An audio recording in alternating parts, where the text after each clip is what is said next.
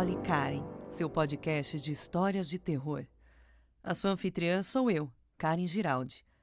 Agora você vai ouvir a história A Jogada Final. E aí, tem coragem de ouvir? Gabriel sempre curtiu jogos de guerra. Aos 20 anos, passava suas noites conectado a um jogo online chamado Frontline Legacy. Era um simulador tão realista que muitas vezes ele esquecia que era apenas um jogo. Explosões, gritos, ambientes desolados, tudo parecia incrivelmente autêntico. Mas o que realmente o prendia era o senso de conquista e a adrenalina de vencer batalhas contra outros jogadores espalhados pelo mundo. Ele havia se tornado um dos melhores do jogo, liderando um clã que dominava territórios e eliminava adversários com eficiência implacável. Em uma noite de sexta-feira, enquanto completava uma missão especialmente brutal, algo incomum aconteceu. Um dos adversários, ao ser abatido, soltou uma mensagem de voz. "Você não entende o que está fazendo! Pare! Pelo amor de Deus, pare!" Gabriel congelou. Era uma voz cheia de desespero, muito diferente dos habituais xingamentos e provocações. Ele ignorou, pensando que era algum tipo de drama para tentar tirar sua concentração, e continuou jogando. Mas a sensação incômoda ficou. Na noite seguinte, algo ainda mais estranho aconteceu. Enquanto jogava, ele percebeu que algumas mortes deixavam rastros incomuns no mapa. Uma vez, ao eliminar um adversário, ouviu um choro de criança ao fundo.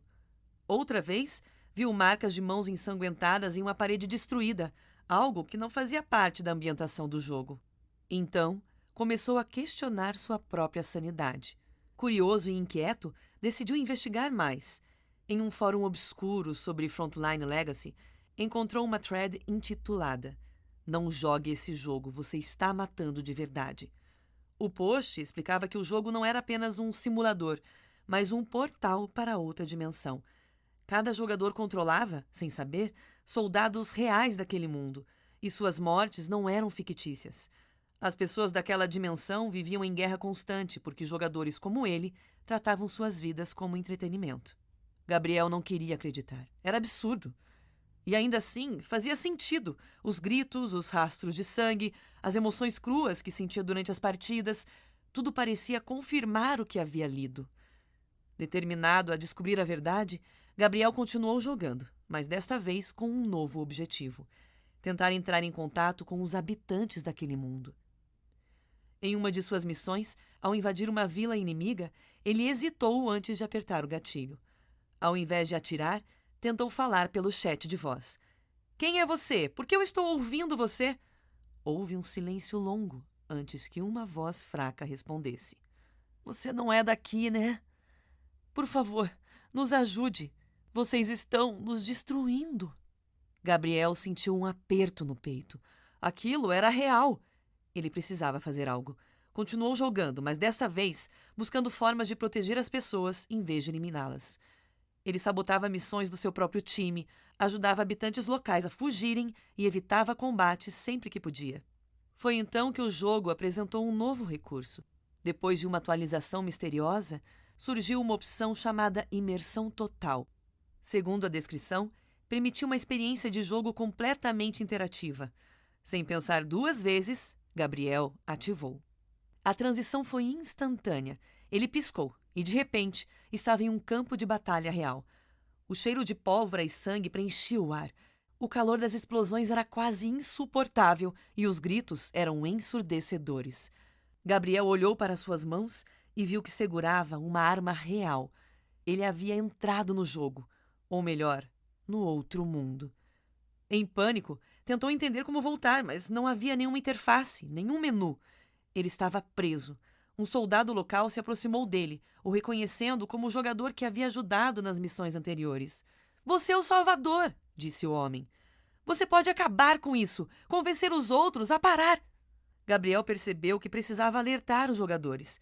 Se conseguisse chegar ao ponto central de comunicação daquele mundo, talvez encontrasse uma forma de enviar uma mensagem para a dimensão dos jogadores.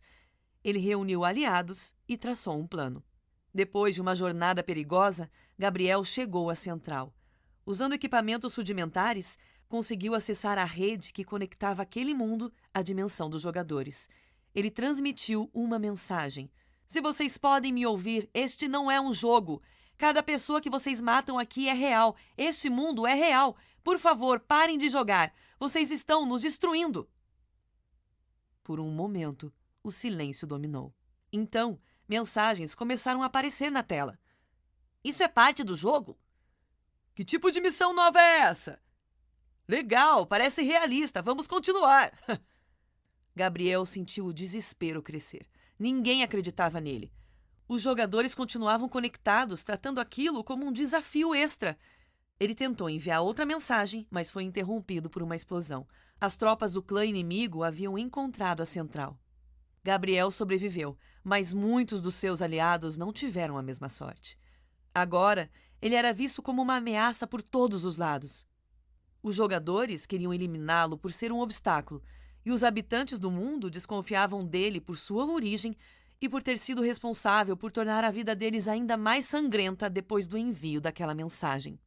Com o tempo, Gabriel mudou. O desespero deu lugar à raiva. Se os jogadores não podiam ser convencidos, então ele os enfrentaria.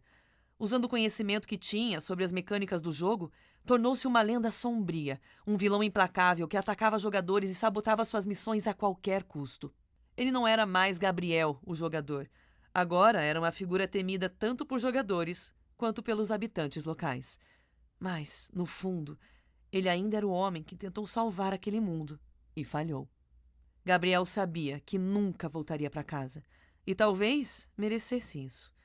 Seu castigo era ser parte do jogo que em outro tempo adorava, preso para sempre em um ciclo de guerra, tentando remediar o irreparável enquanto se perdia na escuridão e de si mesmo.